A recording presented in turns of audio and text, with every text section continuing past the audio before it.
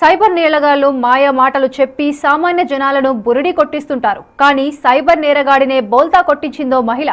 పోలీసుల పేరుతో డబ్బులు కాజేయాలని చూసిన నేరగాడి మైండ్ బ్లాక్ చేసింది హుజూరాబాద్ కు చెందిన మహిళ. హార్డ్వేర్ షాప్ నిర్వహిస్తున్న రమేష్ కు పోలీసుల పేరుతో ఫోన్ చేశారు గుర్తు తెలియని వ్యక్తులు. ఆ సమయంలో రమేష్ షాప్ లో లేకపోవడంతో అతని భార్య శ్రీలత ఫోన్ లిఫ్ట్ చేసింది.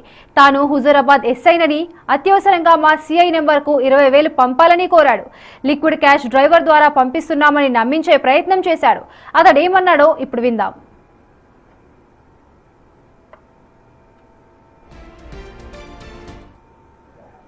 తను బయటకి వెళ్ళిండు, ఫోన్ ఇక్కడే ఉంది, పంపిస్తే నేను చేస్తా. మరి నేను పంపిస్తాను. డ్రైవర్ నెంబర్ పెడతాను, చూడు చేసేయండి సార్. సార్ మన డ్రైవర్ మన వెహికల్ వస్తుంది చూడండి, క్యాష్ ఇస్తారు, తీస్తారు. దగ్గర మన ఫోన్ ఉంటే నేను పంపిన స్కానర్ ఒకసారి ఫోటో తీసుకొని అప్పుడు స్కాన్ చేయండి మేడం ఒక్కసారి. ఇదే నెంబర్కి వాట్సాప్ చేస్తున్నాం చూడండి మేడం. చూడండి లైన్ లో ఉంటాం చూడండి. మన డ్రైవర్ క్యాష్ తీసుకొని వస్తుంది చూడండి, తీసుకోండి. అది అర్జెంట్ ఉందండి సార్. ఇట్లా మీకు వాట్సాప్ ఓపెన్ చేయండి. స్కానర్ పంపించారు కదా సార్, దానికి పంపాలి మేడం. 1 రూపీ చేస్తే వస్తుంది మేడం. డైరెక్ట్ 20,000 చేయండి. మీ దాంట్లో ఉన్నాయన్నారు కదా మేడం ఇప్పుడే. నా దాంట్లో లేవు సార్, అంత లేదు అమౌంట్. అబ్బా మీరు ఉన్నాయని చెప్పి మళ్ళీ సిఐ గారికి చెప్పాను కదా. నా దాంట్లో లేదు సార్, ఇదే నెంబర్ లో ఈ ఫోన్ లోనే ఉంటాయి అమౌంట్. ఆయనకు కాల్ ఇచ్చి నాకు నెంబర్ తెలియదు కదా సార్, సీక్రెట్ నెంబర్ అది. ఆయన చేస్తానే చూస్తుంటారు కదా. విన్నారుగా ఆ సైబర్ ఫ్రాడ్ మాటలు. ఇదంతా మొదట నిజమేనని భావించిన శ్రీలత పదే త్వరగా డబ్బులు పంపాలని ఒత్తిడి చేయడంతో అనుమానం వ్యక్తం చేసింది. వెంటనే అలర్ట్ అయ్యి తన భర్తకు ఫోన్ చేసి చెప్పింది.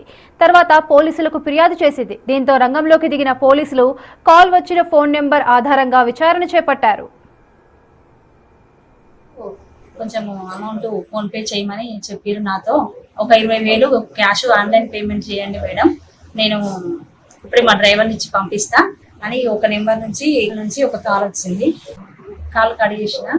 సరే నేను మళ్ళీ వాట్సాప్ ద్వారా మీకు స్కానర్ పంపిస్తాను, దానికి స్కాన్ చేయండి మేడం అని చెప్పారు. క్యూఆర్ కోడ్ పంపించిన తర్వాత నేను దాన్ని ఓపెన్ చేసి చూస్తే శ్రేయాంశు అని పడ్డది. సరే సార్ చేస్తా, ఫస్ట్ అయితే ఒక 1 రూపీ చేస్తాం, మీరు డబ్బులు పంపించండి సార్, నేను ఫోన్ పే చేస్తా అని చెప్పిన. లేదు మేడం అర్జెంట్ ఉంది, ఇప్పుడే నేను డ్రైవర్తో ఫోన్ పే చేయగానే వెంబడి నేను డ్రైవర్ని ఇచ్చి పంపించేసి మీకు లిక్విడ్ క్యాష్ ఇవ్వమంట. 1 రూపీ కొడతా సార్ ఫస్ట్ అంటే, సార్ 1 రూపీ వద్దమ్మా 20,000 కావాలి నాకు అని చెప్పి నన్ను ఫోర్స్ చేసేసరికి నాకు ఏదో అనుమానం వచ్చి నేను డీపీ చూస్తే తను సురేష్ ఎస్ఐ అన్నది. సరే ఓకే ఎస్ఐఏ కదా, మనకేం ప్రాబ్లం ఉండదులే, మనీ వస్తాయి అని అనుకుని నేను చేద్దాం అనుకున్నా. నాకు తన డీపీ నేను చూడడం జరిగింది. క్యూఆర్ కోడ్ కూడా శ్రేయాన్స్ అని ఏమొచ్చిందమ్మా అని అడిగితే శ్రేయాన్స్ వచ్చిందని చెప్పిన వెంబడే మరి ఒక 1 రూపీ చేస్తే సార్ ఫస్ట్ అంటే, లేదు నాకు 20,000 కావాలని అన్నారు. మరి మా సార్ అకౌంట్ లో ఉన్నాయి సార్, నాకు దాంట్లోనే క్యూఆర్ కోడ్ వచ్చింది కూడా నన్ను దాన్ని క్లిక్ చేస్తలేదు సార్, నాకు పంపించలేదు అమౌంట్, నాకు అంతగా తెలియదు సార్ ఫోన్ గురించి అన్న. ఫస్ట్ డబ్బులు నీ అకౌంట్ లో ఉన్నాయన్నావు కదా, మీ సార్ అకౌంట్ లో తెలియదు అన్నావు కదా, నీ అకౌంట్ లో ఉన్నాయని నీ అకౌంట్ నుంచి కొట్టమ్మా అంటే, మరి నాకు ఏదో డౌట్ వచ్చింది. వెంబడెంబడే 4 సార్లు ఫోన్ చేసేసరికి నాకు ఏదో అనుమానం వచ్చేసి ఇదంతా బాగాలేదని చెప్పేసి నేను చేస్తా సార్ అని చెప్పి 2 టైమ్స్ అవాయిడ్ చేసిన కాలు. మళ్ళీ నెక్స్ట్ టైం మళ్ళీ చేసిండు.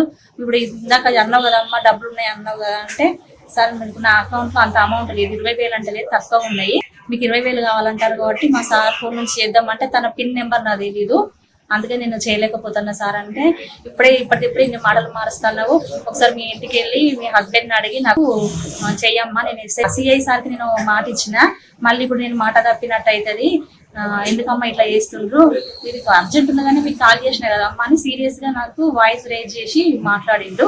నాకు ఏదో ఒక భయం అనిపించేసి నేను కాల్ కట్ చేసేసిన.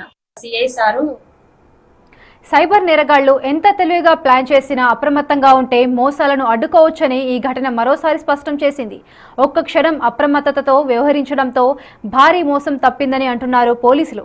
అపరిచితుల ఫోన్ కాల్స్, ముఖ్యంగా పోలీసుల పేరుతో డబ్బులు అడిగితే వెంటనే తమకు కంప్లైంట్ చేయాలని సూచిస్తున్నారు పోలీసులు.